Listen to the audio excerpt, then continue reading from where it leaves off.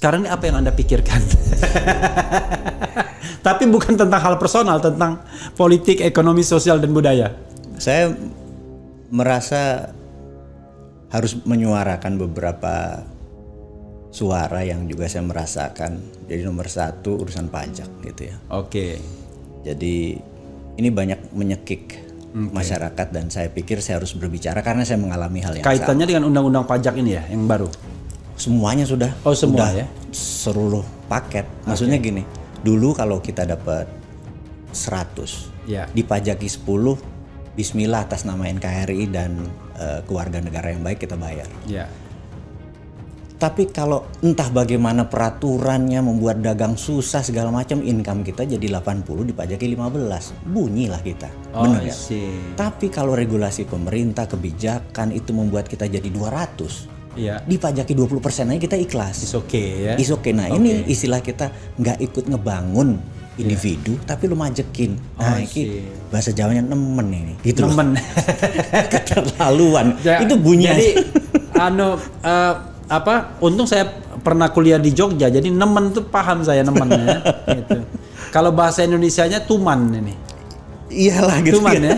Tuman ya. Kalau orang nakal tuh kebangetan sih kamu ini tuman. Iya. Ya. Nah itu jadi kita mau mengingatkan bahwa ya mbok dinaikilah jadi 150 baru lo pajekin. Jadi jangan majek dulu orientasinya, tapi lo memberikan dulu. benefit. Itu baru kita ikhlas gitu. Ini yang sekarang agak nggak ikhlas. Udah ininya gue lo nggak nolong, lo neken, ininya lo gedein. Nah kita Ini mau suara pengusaha ya.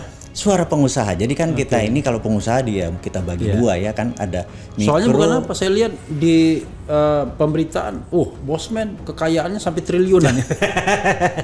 Portofolio itu mungkin ya. perusahaan. Portofolio kan? ya. Saya cuma bagian dari perusahaan. Jadi portofolionya ya kan. Portofolionya. Iya, kita aset bersama lah. Pajaknya juga tinggi kita. Iya. Jadi saya pernah ini pembukaan aja. Iya. Jadi kenapa nih Bosman suka mengkritik? Saya bilang, ingat, kritikan saya semua pasti ada solusinya. Nggak pernah saya ngeritik kosong. I see. Jadi pajak nanti gimana ya? Gue kasih tahu gimana cara lu ningkatin pendapatan supaya pajak juga naik, tapi masyarakat juga benefit. Ya kalau minta ya kita selalu bukan sekedar kayak ini. Gue kritiknya gini, enggak. Nanti pun kita kasih.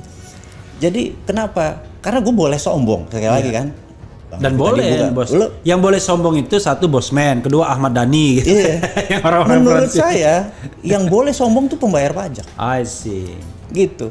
Jadi gue bilang boleh cek di pajak, gue bayar pajak 9 digit. Jadi gue boleh mengkritik, gue boleh menyarankan, gue boleh ngomong. Miliaran ya berarti. Insya Allah. Tahun kemarin sih segitu. Mudah-mudahan terus bisa. Tapi kan dulu mengecil jadinya gara-gara ini. Nah, jadi bahkan kita ngomong sama teman-teman di Departemen Keuangan, kita bilang, iya sebenarnya lu berhak karena lu memang bayar. Jadi berhak gua begini. Kalau yang lain teriak-teriak jangan NPWP aja nggak punya gitu. I see. Gitu ya, entah ini yang pro pemerintah atau yang oposisi. Kita challenge, udah deh. Tapi emang masih bisa nggak punya NPWP kalau ataupun kalau punya bayarnya nol gimana? Oh iya.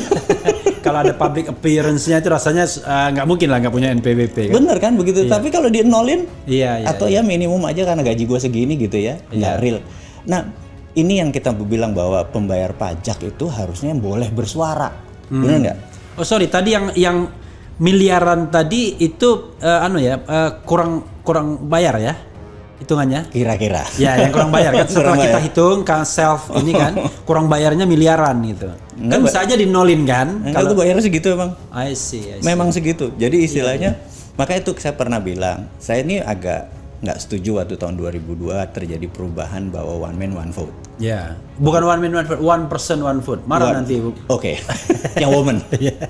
Jadi satu orang satu suara ini ada rasa ketidakadilan karena seorang pembunuh dengan seorang kiai hafal Quran, yang satu ahli surga satu ahli neraka, suaranya sama-sama satu. Sementara kita nanya ini banyakan ahli surga apa ahli neraka nih? Kita akhirnya kan yang ahli neraka bisa dibayar. Ini gue bukan bilang bahwa itu mengeneralisir, tapi maksudnya cobalah mereka yang membayar pajak misalnya 100 juta setahun itu dapat satu ekstra suara. Jadi kalau disebut Bang Refli Harun mau nyoblos suaranya 37, kita tahu pajaknya berapa.